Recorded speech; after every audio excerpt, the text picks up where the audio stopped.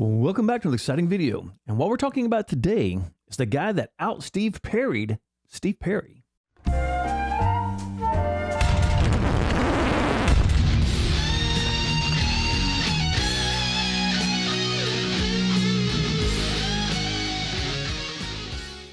That is correct. That is what I said. Somebody who literally out-Steve Perry'd Steve Perry, which if you're like me, you think, well, there's no way. That's absolutely impossible.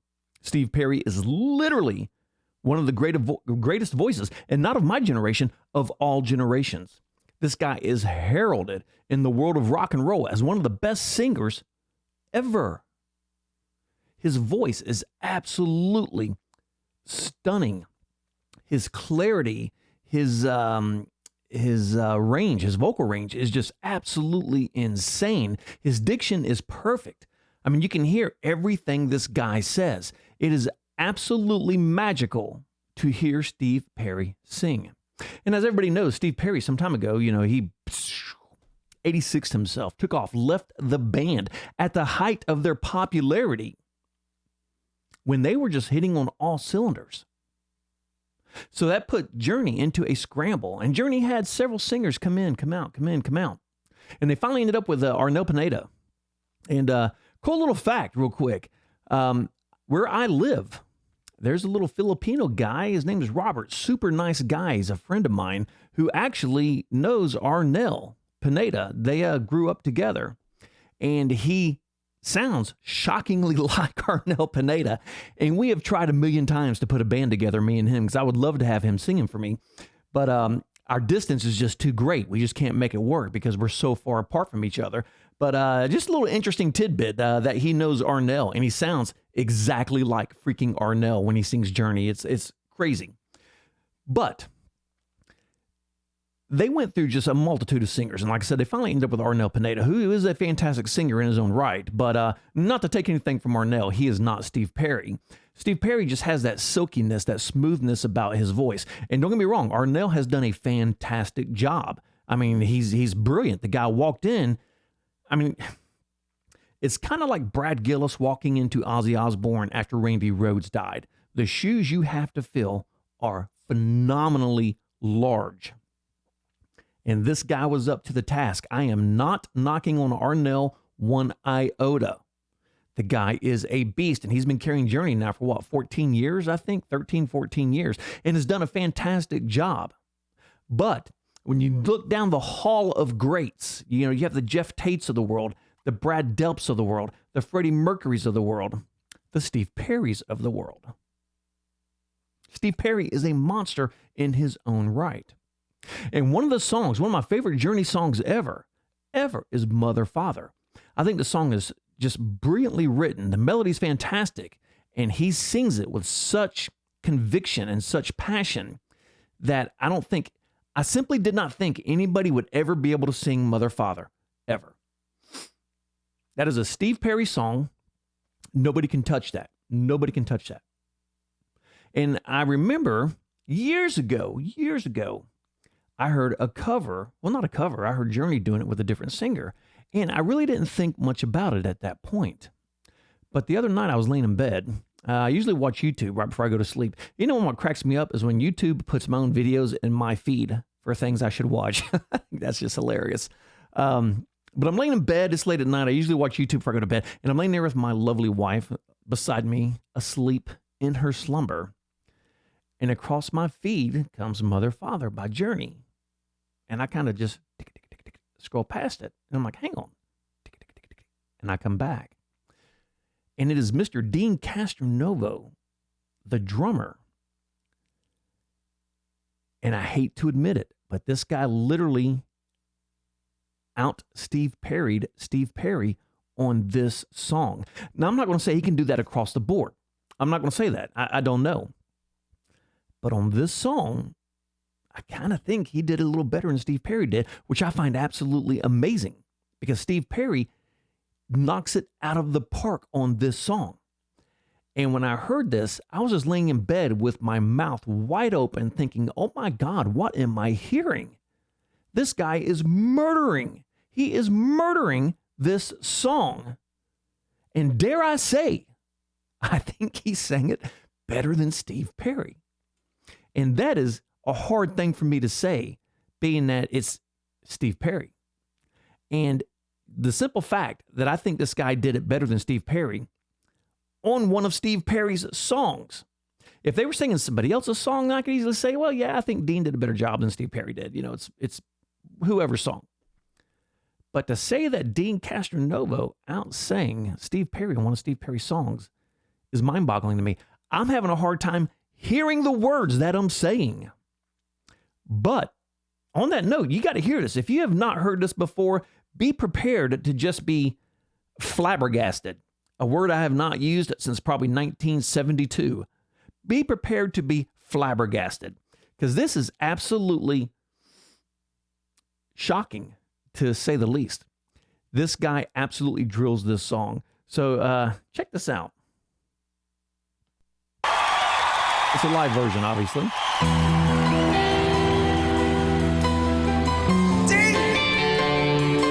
Now, what you hear there is when you hear Dean, that's actually Arnel Pineda screaming to Dean to sing the song as he leaves the stage.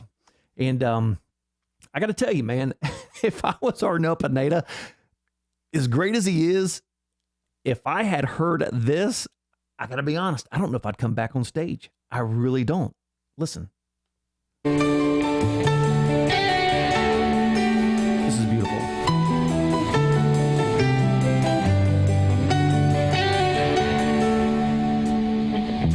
She sits alone, an empty stare, her mother's face she wears.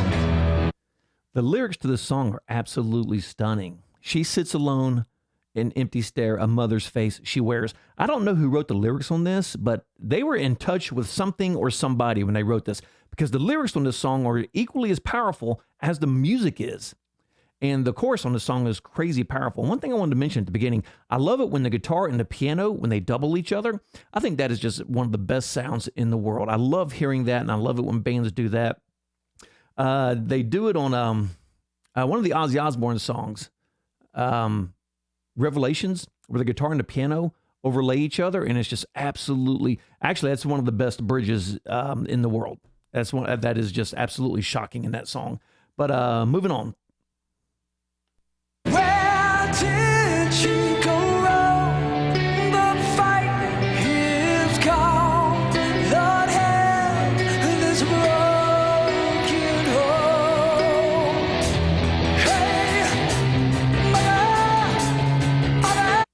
1 second. Did that sound like that was a little out of time coming in there? Lord help this broken Right here. home. Hey. That is a little bit out of time. They don't come in at the same time. Listen to this again. Lord help this broken Right here. home. Hey, mother, sister, hey, come back, try it, leave us, hey, mother, father, dreamer, don't you know that I'm alive? I love that little bass riff right there. Do, do, do, do, do, do, do. That sounds fantastic.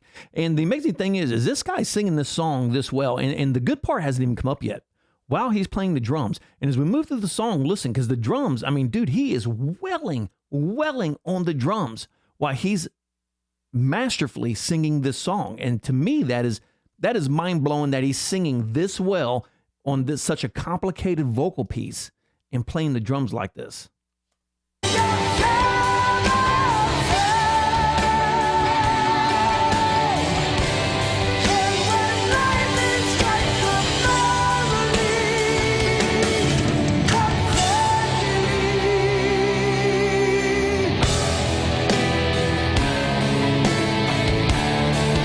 Okay, right here he starts to open up a little bit. This is brilliant. Listen to this guy's vocal range and his clarity. It is insane.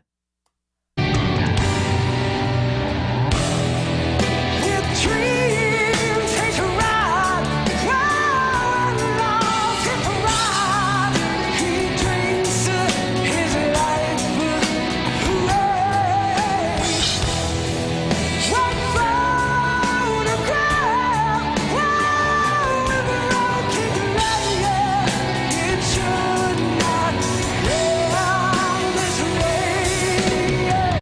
like I said, the lyrics on this song are absolutely brilliant.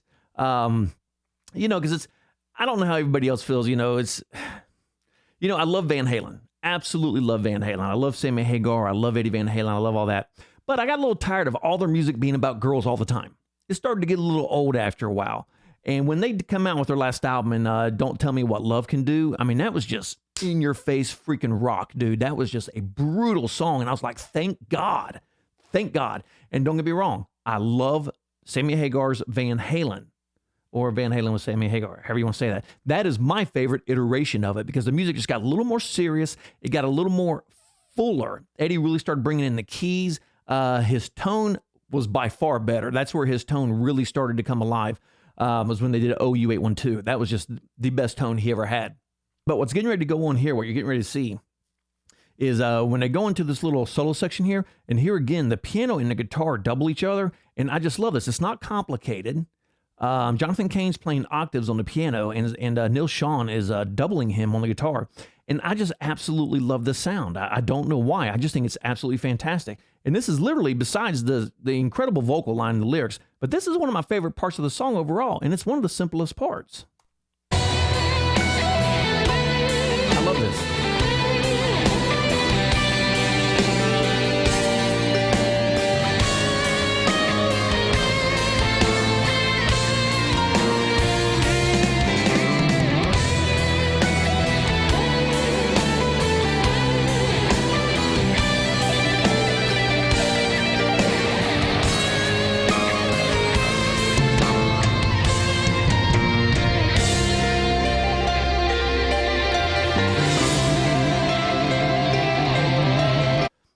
All right, here we go.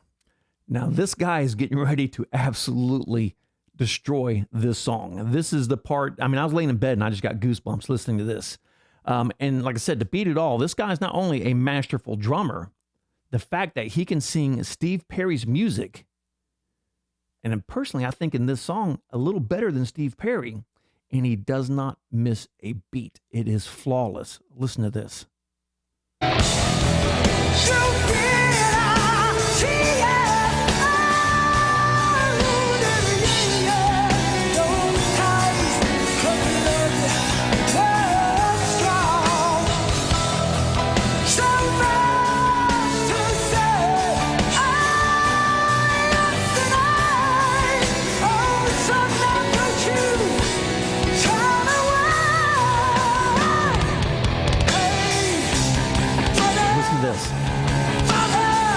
Stunning.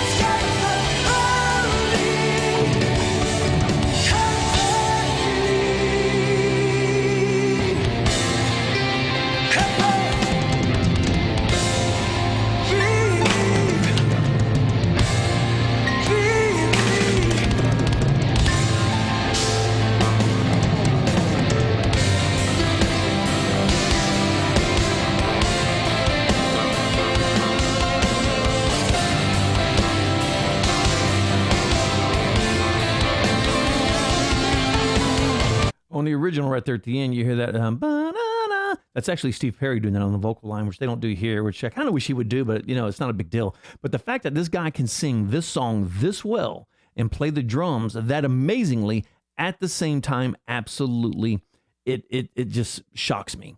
And I'm not saying that, you know, yeah, granted, there's lots of musicians who can do things, you know, that can sing masterfully and play their instrument masterfully at the same time.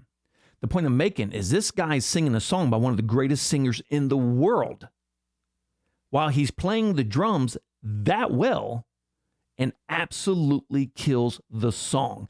I mean, kills the song. To me, that is amazing. And he just does a fantastic job. And I was, like I said, I was laying in bed and I just got cold chills when I was listening to this guy singing. I was like, oh my God, this is absolutely phenomenal. And the song just trails out here.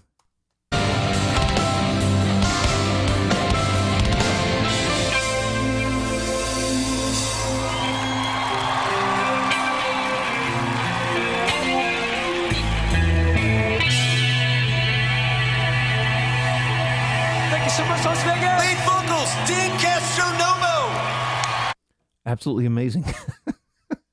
And that is just something, I saw that and I was like, oh my God, I gotta talk about this for a minute, because this is just absolutely just, I mean, it absolutely blew me away. It literally blew me away listening to this guy sing this song, because like I said, it's Steve Perry. He's one of the greats. And it's not like, you know, you're covering Billy Idol or Billie Eilish. I don't even know who the hell Billie Eilish is. I can honestly say I don't think I've ever heard a song from this girl, but I see her name all over the place. So I need to start a series called The Incredibly Stupid Things That I Watch at Night While Lying in Bed Watching YouTube, or The Incredibly Stupid Things Lying in Bed at Night Watching YouTube. Something to that effect. I need to come up with something. So anyway, I'm going to wrap it up right there. And like the great Sammy Hagar says, if you miss the beat, you lose the rhythm and nothing falls into place. And until the next video, rock on.